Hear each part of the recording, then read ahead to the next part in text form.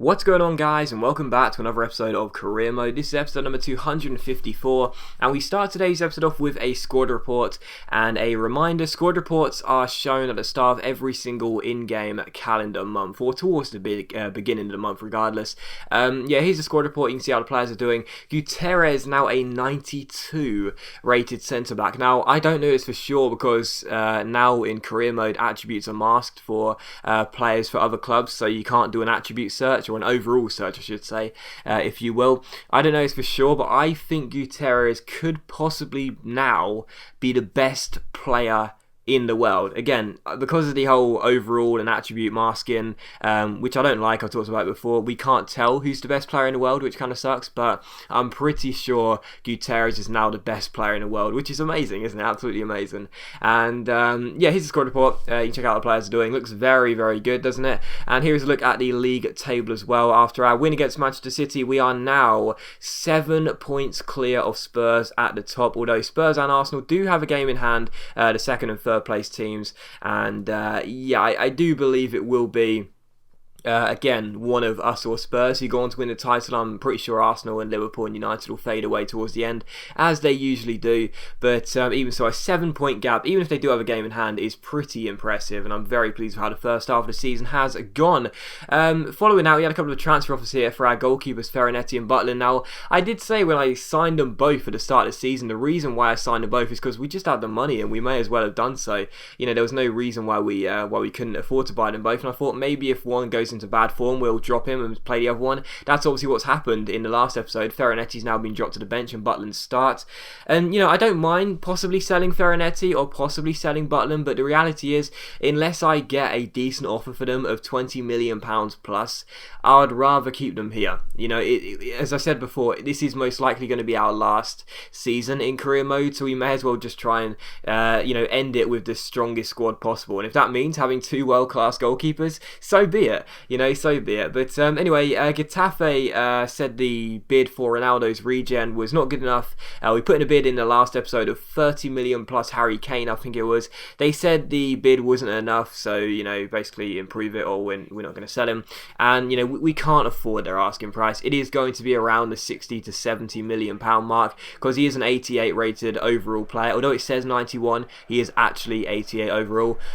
We can't afford that. So it looks like we won't be able to sign Ronaldo's regen, but I'm not really that fussed, because as you guys have seen, he's only got 1-star weak foot and 3-star skill moves, and although that's not that big of a blow, we can make do with that. It's still something which I don't want to spend my entire budget on in January and have to sell key players in order to get him, because that would be a bit of a risky deal in my opinion. But still, especially because things are going so well right now, but still, we take on Sheffield Wednesday for the first game of today's episode in the FA Cup here at the Den.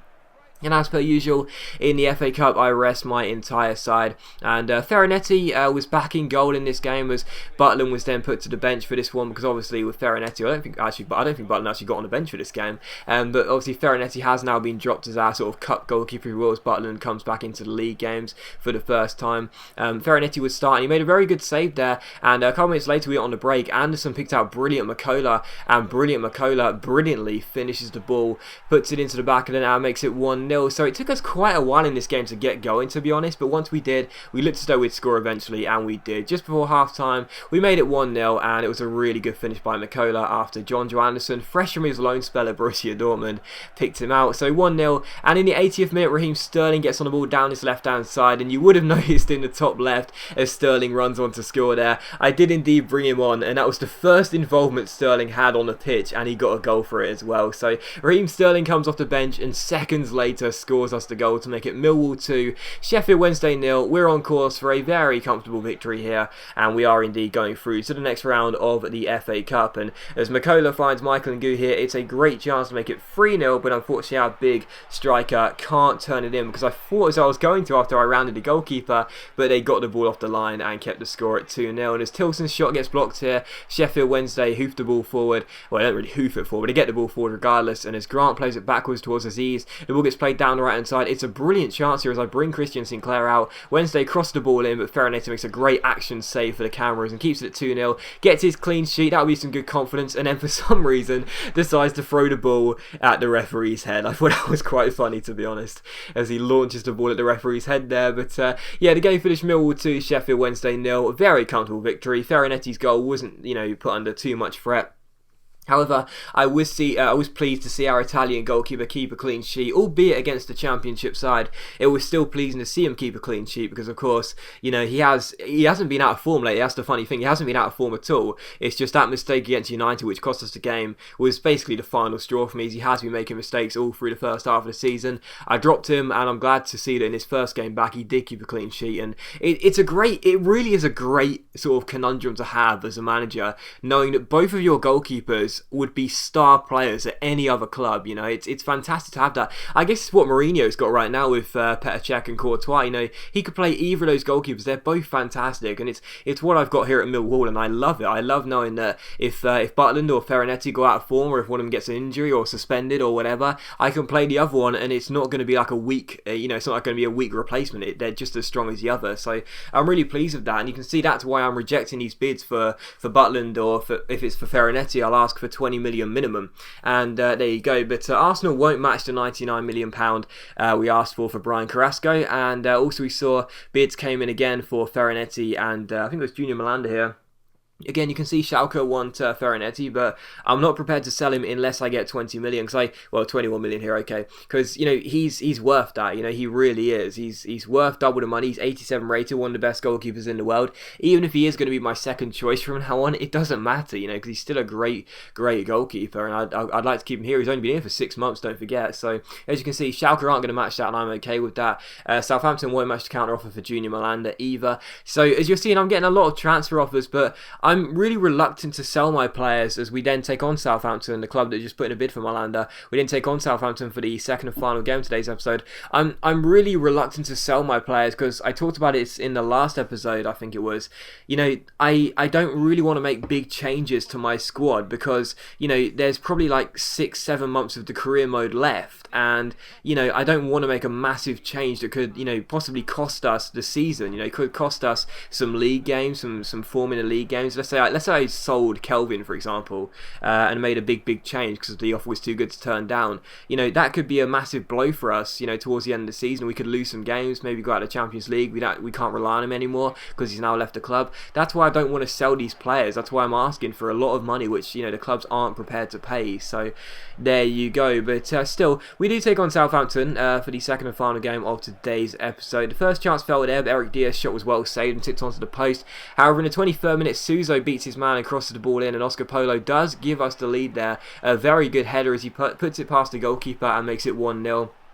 And this guy is having an absolutely fantastic season, is he? Another goal for our Colombian striker, and it's 1-0. And just past the hour mark, Jack Butland gives the ball to Scott Triggs. Triggs finds Brian Carrasco down his right-hand side, fake shots around his man, keeps hold of the ball, chips it inside towards Suso. A great opportunity, but it's a good save by the goalkeeper as he comes out, closes the angle down, and keeps it at 1-0. And in the 80th minute here, we pass the ball around. Leal Gutierrez collects it and gives it to our right-back, João Cancelo. Cancelo plays a crossfield ball towards Eric Diaz. Diaz then offloads it to Luke Shaw then gives it to Carrasco, starting in a more advanced role now, playing a bit further up the pitch here at this stage of the game. Eventually we play the ball in towards Oscar Polo, but it's a good save by the goalkeeper, and it's cleared away. Still 1-0, and from the corner, Carrasco crosses the ball in, Gutierrez finds the back of the net, and it's Southampton 0, Millwall 2. And I said this just a couple of episodes ago. How many times have we said this down the line of the series? Carrasco's corner, Gutierrez's header, a goal for Millwall, Napoli, or Spurs. So it's another goal for Gutierrez, another assist for Brian Carrasco,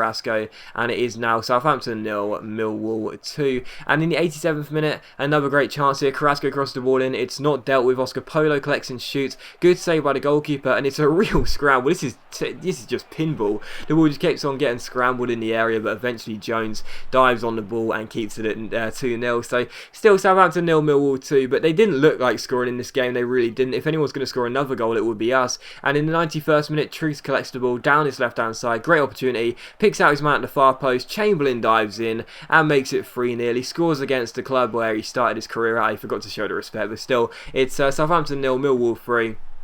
Are on course for a very, very, very good victory, and that is indeed what we got. So Southampton 0, Millwall 3, the final score. A very comprehensive win. We played fantastically well, and it's another good win for us. And again, another clean sheet as well. You know, both goalkeepers, Butland and Ferranetti, both capable of you know, picking out clean sheet after clean sheet after clean sheet, and it's brilliant. It really is. And again, as you can see, another big comes in for Ferranetti here. And I'm saying to the clubs, if you're gonna, you know, if you want to buy one of my goalkeepers, this is what you've got to match. You know, I don't really want to sell Butland. I'd rather, you know, even though he's 2 ratings lower than Ferranetti, I'd rather keep Butland here, to be honest. If one of them's going to go, I'd rather it be Ferranetti. But I'm saying to the clubs, you've got to pay big money for my goalkeepers, and they don't want to do that, so I'm perfectly happy with it. You know, a bid came in for Wilkinson. Real Madrid wanted for 23.5 million, and I said no, I'm keeping him here because he's a great backup centre back. And also another bid for Butland, and again, City wanted to buy him back. I thought that was quite funny.